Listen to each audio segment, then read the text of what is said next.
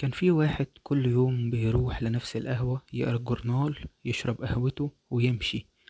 وفي يوم من الأيام شاف خبر في الصفحة الأولى بيقول: الرئيس يعد بمستقبل أفضل. ابتسم وقال: أهو كلام حلو. جنبه قعد واحد تاني قرا نفس العنوان وقال: ضحكوا علينا تاني. في اليوم التاني نفس الجورنال بنفس العنوان، بس الناس التلاتة اللي قروه كل واحد فيهم فهم حاجة مختلفة. وقتها الراجل ده بدأ يسأل نفسه: لو كل واحد بيقرأ حاجة غير اللي مكتوبة، يبقى فين الحقيقة؟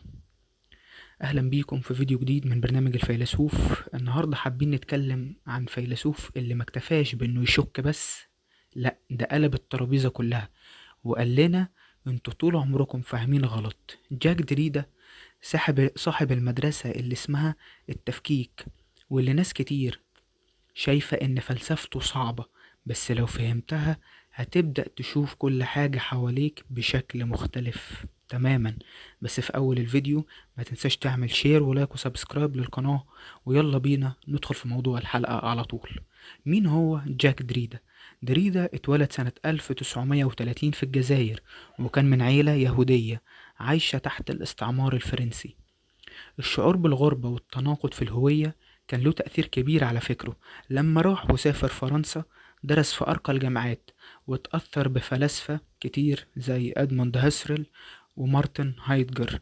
بس بدل ما يكمل على خطاهم قرر يقلب الطاولة على كل الفلسفة اللي فاتت. يعني ايه التفكيك؟ لما بنقرا نص متخيلين اننا بنفهمه، ان وراه قصد واضح، بس دريدا قالك استنى، المعنى مش حاجة ثابتة، المعنى بيتكون من الاختلاف بين الكلمات ومن السياق ومن حاجات مش مكتوبة في النص أصلا.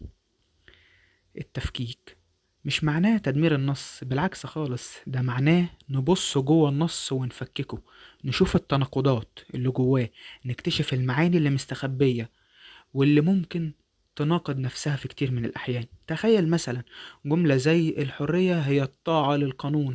دريدا بيجي ويسألك: هو ازاي الطاعة تبقى حرية؟ وايه المقصود بكلمة القانون؟ وهل القانون ده موضوعي ولا مصنوع؟ ومن هنا يبدأ التفكيك. لما نيجي نروح لجزء تاني وهو اللغة عند جاك دريدا، دريدا بيتأثر بكتير من أفكار البنيوية، خصوصا فرديناند سوسير، بس زود عليها لمسة ثورية. قال إن الكلمات ملهاش معنى في ذاتها، هي بس بتشير لبعض. يعني كلمة قطة مثلا احنا فاهمينها لأنها مش كلب، مش فار، مش بيت، لكن لو دورنا على المعنى النهائي مش هنلاقيه خالص.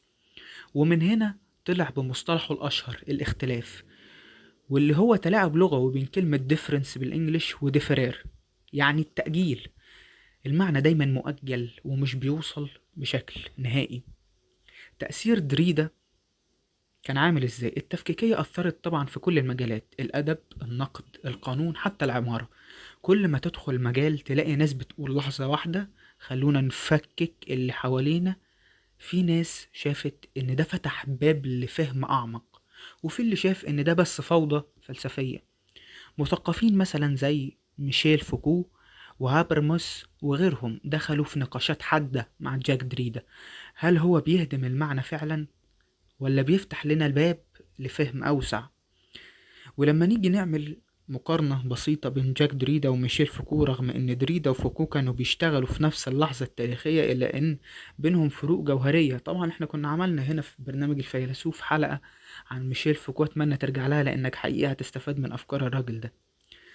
لما بنيجي مثلا نقارن ما بينهم هنلاقي ان ميشيل فوكو كان مهتم بتحليل السلطة والمعرفة، وبيشوف ان التاريخ مش مجرد تطور للافكار، بل صراع قوي بين قوة خفية، والمؤسسات بتستخدم المعرفة كوسيلة للسيطرة. لما نيجي نروح لدريدا على العكس تماما، ما كانش بيهتم بالتاريخ كأحداث، بل بالنصوص كأنظمة معاني. هدفه مش يفضح السلطة، بل يعري البنية اللي بتخلي المعنى يظهر للناس. مثال مثلا لما فوكو حلل السجون أو الطب أو حتى الجنون، كان بيكشف إزاي الخطاب بيرسم الحدود بين الطبيعي والغير طبيعي تماما. إنما دريدا لما كان بيقرأ نص فلسفي أو أدبي كان بيحاول يكشف التناقض الداخلي اللي جوه النص نفسه. وده خلى كتير من النقاد في وقتهم يقولوا إن فوكو كان ناشط فلسفي، بينما جاك دريدا كان لغوي تفكيكي. كمان الخلاف بينهم وصل لدرجة شخصية، خصوصا بعد نقد دريدا لفوكو في قراءته لكتاب تاريخ الجنون، وقال إن فوكو تجاهل أهمية اللغة في بناء المعنى. لكن رغم الخلاف الاتنين قدموا أدوات فكرية غيروا شكل الدراسات الإنسانية، مفيش كلام، وخدوا الفلسفة لمناطق جديدة تماما. في النهاية جاك دريدا مش بيقولك ما تفهمش، هو بيقولك خليك واعي إن فهمك مش نهائي، وإن كل كلمة وراها احتمالات لا نهائية من المعاني. هل ده معناه إن مفيش حقيقة، وإلا إن الحقيقة معقدة شوية أكتر من ما كنا متخيلين؟ اكتب لي رأيكم في الكومنتات. هل شايفين إن التفكيك وسيلة لفهم أعمق، ولا وسيلة للشك والتشويش على عقولنا كبني آدمين؟